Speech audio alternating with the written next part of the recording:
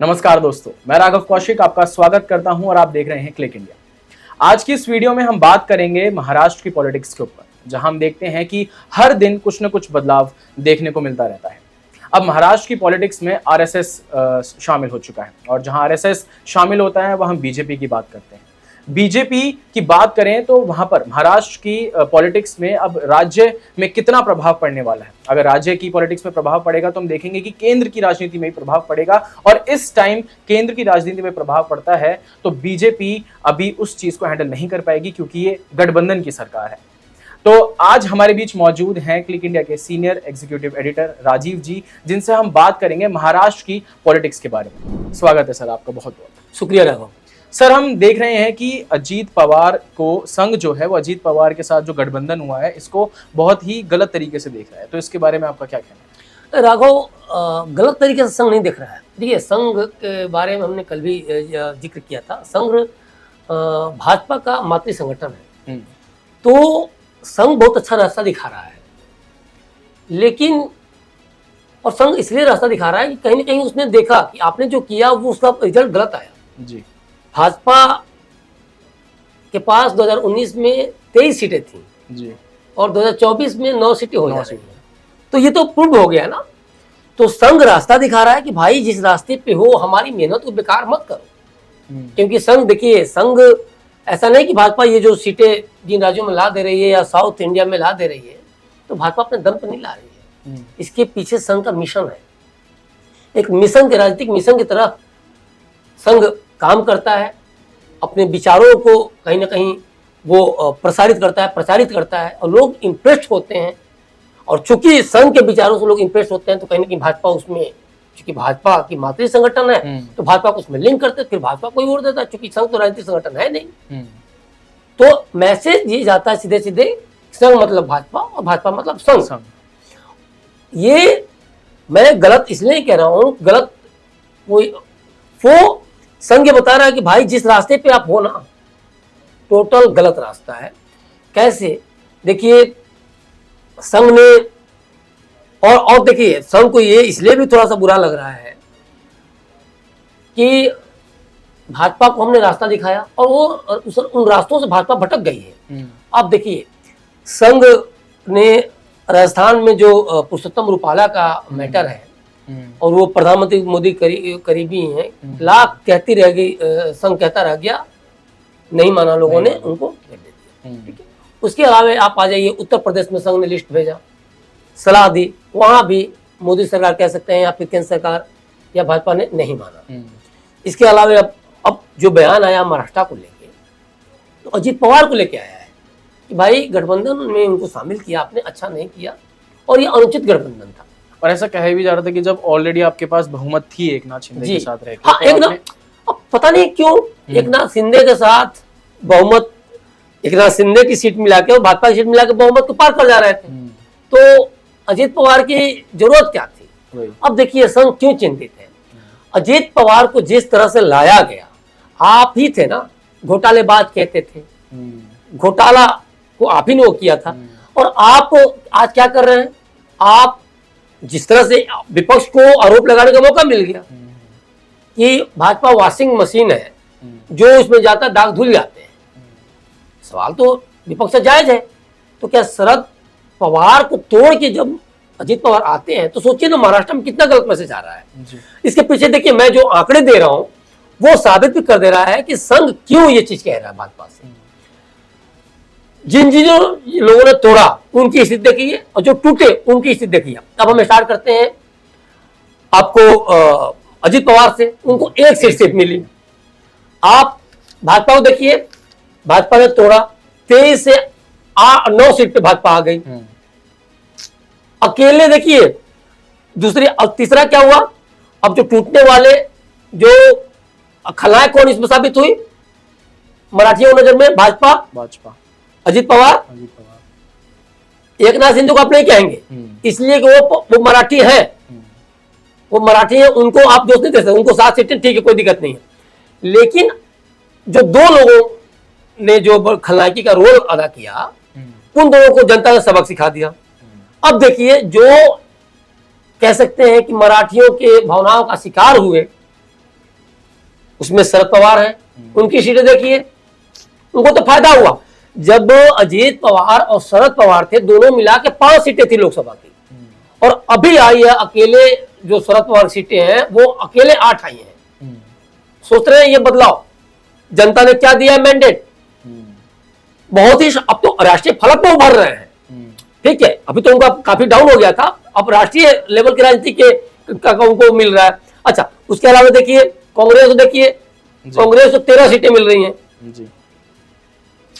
और इन तीनों का महा विकास अघाड़ी की, अब उद्धव को देखिए, उद्धव की सीटें भी देखिए, उद्धव की सीटें भी अगर देखा जाए तो उसमें भी 9 सीटें हैं, और तीनों का मिला के 30 सीटें हो जा रही हैं महा विकास अघाड़ी का।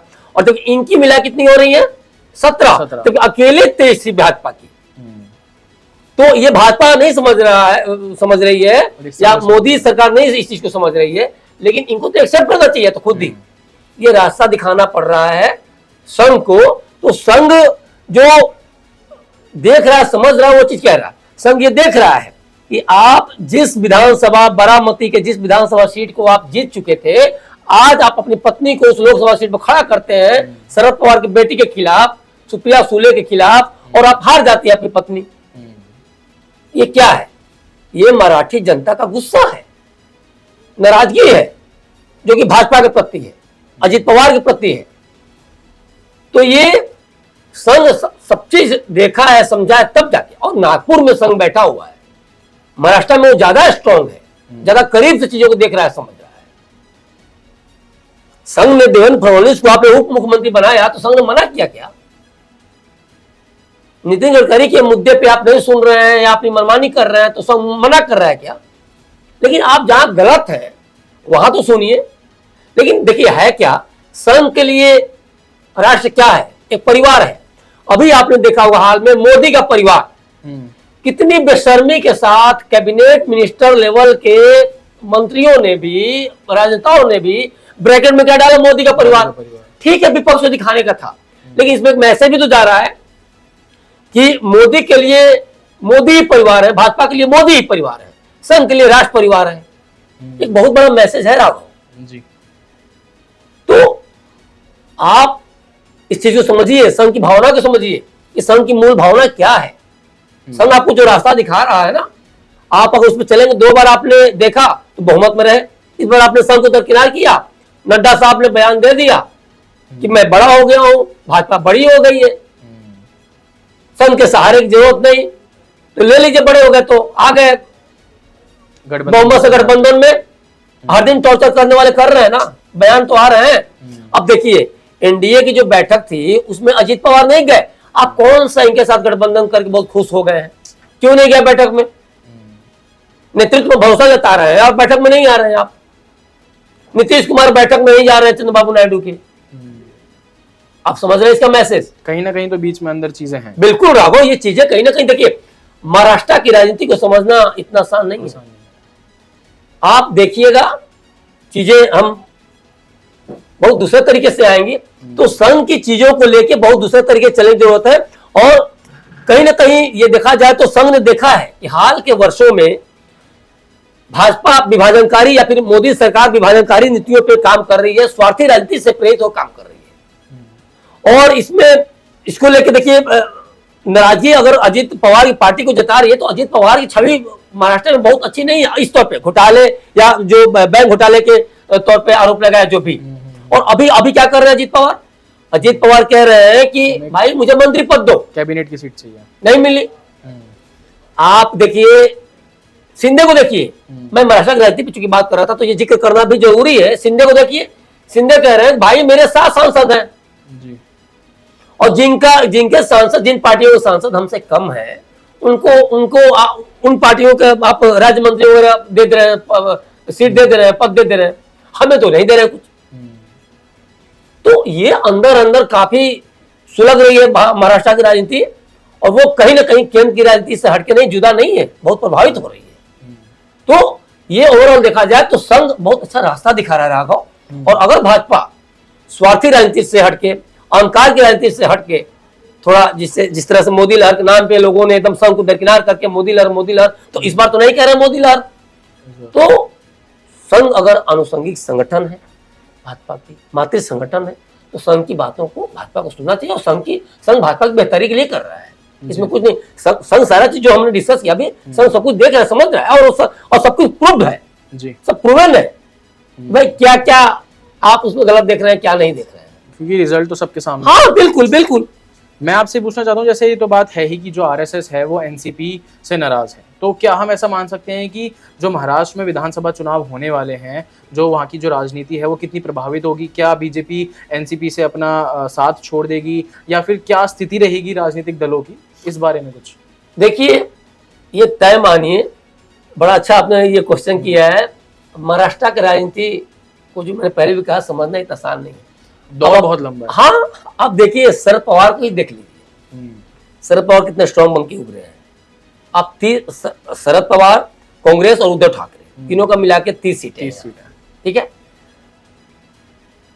कुछ ही महीनों बाद महाराष्ट्र में विधानसभा चुनाव होने हैं। आप महायुति गठबंधन को देख लीजिए, महायुति में कौन कौन है? एकनाथ शिंदे है, आपको भाजपा है और अजित पवार है, 17 सीटें हैं। आपको क्या लगता है, आप अभी 17 ला रहे हैं, 17 और 30 का आंकड़ा है, महाविकास आघाड़ी का आंकड़ा 30 का है, इनका 17 का महायुति का, और आप ये सोच के किसी को गुमराह कर सकते हैं अभी चलो कोई नहीं, वो हम विधानसभा में देख लेंगे, इसका असर पड़ेगा। और जहां तक मुझे लगता है कि जो मराठा वाला रीजन है वो सबसे ज्यादा खोया है बीजेपी। बिल्कुल, देखिए एकनाथ शिंदे का क्या है एरिया, ठाणे और कल्याण के बाहर तो है नहीं जी। लेकिन शरद पवार को देखिए, शरद पवार महाराष्ट्र की बहुत बड़ी राजनीतिक ताकत है। उद्धव ठाकरे को देख लीजिए, कांग्रेस का भी बहुत, कांग्रेस तो लाके 13 सीटें लाके बता दिया ना, सुपर पावर है ये। कांग्रेस ने भी कम से कम कितनी सीटों का? हाँ बिल्कुल, आप सुपर पावर है। और बाकी इन लोगों का देख लीजिए, भाजपा तो केंद्र में है। अगर हम ये कहें तो 40 सीट मोदी लहर के नाम पे आ गया, तो भाजपा को 9 सीटें क्यों मिल रही है, उद्धव ठाकरे के बराबर क्यों मिल रही है? और अजित पवार जब उनके साथ में आए थे और बहुत ज्यादा जनाधार लेके आ सकते, तो एक ही सीट क्यों मिली? मतलब कि मराठी जनता नाखुश है और इनको बता दिया। अब चलिए खैर हम उस टॉपिक पे आ जाते हैं जो आपका सवाल है, उससे थोड़ा हम भटक रहे थे। तो है क्या कि अजित पवार देख रहे हैं कि भाई इनके साथ रहेंगे तो शायद मुख्यमंत्री पद हमें मिल जाए, लेकिन अभी अजित पवार जो है काफी घबराए हुए हैं एक सीट लेके। अब देखिए, एकनाथ शिंदे मुख्यमंत्री बने हुए हैं, लेकिन उनका जो प्रभाव ठाणे और कल्याण एरिया में ही है। पूरे महाराष्ट्र की राजनीति को अगर विधानसभा के तौर पर देखा जाए तो अजित पवार जो पावर है तो वहां कहीं नहीं टिकते एकनाथ शिंदे। लेकिन अब चूंकि एकनाथ शिंदे को लेके आप बहुत उल्टा नहीं जा सकते, क्योंकि वो भी मराठा है। लेकिन मैंने बोला ना कि उनका वो पावर नहीं जो कि अजित पवार का पावर है। तो अगर शरद पवार अजित पवार में चुनने की बात आएगी तो तब यहां मामला गड़बड़ होगा। लेकिन अगर अजित पवार और एकनाथ शिंदे में चुनने की बात आएगी तो नो डाउट जनता अजित पवार के साथ जाएंगे।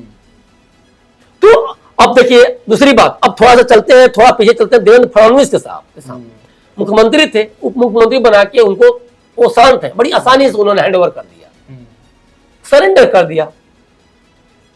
हाँ कि चलो ठीक है, केंद्र सरकार की राजनीति में उनको लाएंगे, जैसे शिवराज सिंह चौहान बहुमत होते हुए भी अच्छी सीट जिताने के बावजूद भी आ गए केंद्र में। तो था कि कल को कि आपको यहां ला देंगे केंद्र की राजनीति में, अभी तक तो नहीं लाया गया। लेकिन ये तय मानिए कि आगे आने वाले समय में अजित पवार अगर बने रहते हैं, देखिए गुंजाइश इधर भी है, अजित पवार और शरद पवार फिर एक हो जाए, उद्धव ठाकरे आ जाए इधर भाजपा के साथ। बिल्कुल बिल्कुल, ये घबराए हुए लोग, कांग्रेस आरोप लगा रही है, कांग्रेस कह रही है, क्योंकि देखिए घोर मटा चल रहा है। कांग्रेस कह रही है, अभी कुछ देर पहले ही बयान आया, मात्र 1 घंटे पहले बयान आया कांग्रेस के प्रवक्ता का, कि भाजपा आरएसएस के बहाने अजित पवार पे हमला करवा रही है या आरोप लगा रही है अपनी हार का या कम सीटें आने का ठिकरा फोड़ना चाह रही है अजित पवार पे। अजित पवार का स्टेटमेंट भी आ गया उसके बाद कि हार के पीछे ये कारण नहीं है, हार के पीछे उन्होंने कारण भी गिरा दिए हैं अपने आप को बचाते हुए। तो देखिए क्या है कि कितने समीकरण बन रहे हैं। देवेंद्र फडणवीस साहब, अजित पवार को ले लीजिए, शरद पवार साइलेंट है अभी, ठीक है, लेकिन किंग मेकर तो वही है।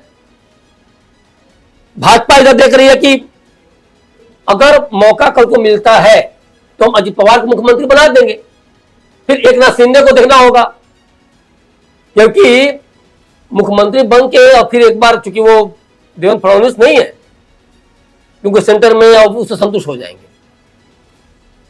कोई भी मुख्यमंत्री अपना मुख्यमंत्री पद छोड़ के केंद्रीय कैबिनेट, खासतौर पे सीसीएस मंत्रालय को 4-5 छोड़ दिया जाए तो उसके बाद को मंत्रालय को नहीं लेना चाहता। डिमोशन राज्य में सुपर पावर है ना, और डिमोशन, बिल्कुल डिमोशन है। पीएम को छोड़ दिया जाए, गृह मंत्री को छोड़ दिया जाए, विदेश मंत्री को छोड़ दिया जाए, रक्षा मंत्रालय को छोड़ दिया जाए और सड़क परिवहन मंत्रालय को समान तौर पर छोड़ दिया जाए तो नहीं लेना चाहते। और खासतौर पर तब जब पहले से कभी कैबिनेट मिनिस्टर नहीं बना तो और भी।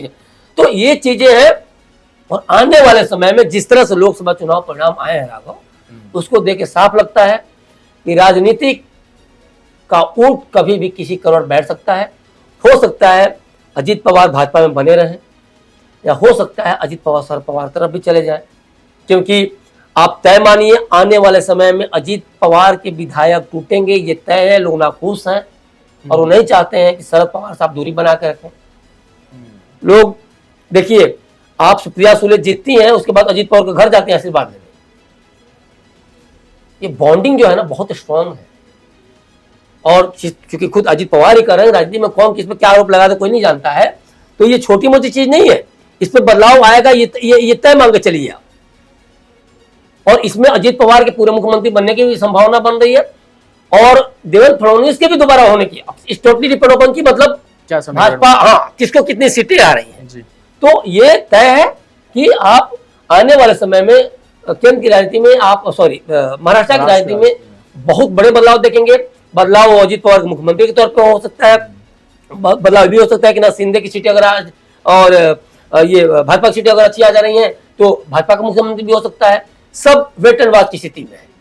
तो ओवरऑल यही है महाराष्ट्र की राजनीति में। बहुत बहुत धन्यवाद सर। मैं अपनी जनता से यही बताना चाहूंगा कि ये बात एकदम सच है कि उत्तर प्रदेश के बाद अगर सबसे बड़ा झटका अगर बीजेपी को कहीं लगा है तो वो महाराष्ट्र की राजनीति में ही लगा है। अब हमें देखना होगा कि महाराष्ट्र की राजनीति में ऊंट किस तरफ पलटेगा। हमें देखना होगा कि महाराष्ट्र की राजनीति में क्या मोदी लहर बच पाएगी, महाराष्ट्र के विधानसभा चुनाव में क्या कुछ होगा, क्या कुछ समीकरण बैठेगा, ये तो खैर वक्त ही बताएगा। आशा करते हैं आपको ये वीडियो बहुत अच्छी लगी हो। आप ऐसे ही हमारे डिस्कशन में हमारे साथ जुड़े रहेंगे। तब तक के लिए देखते रहिए क्लिक इंडिया। धन्यवाद।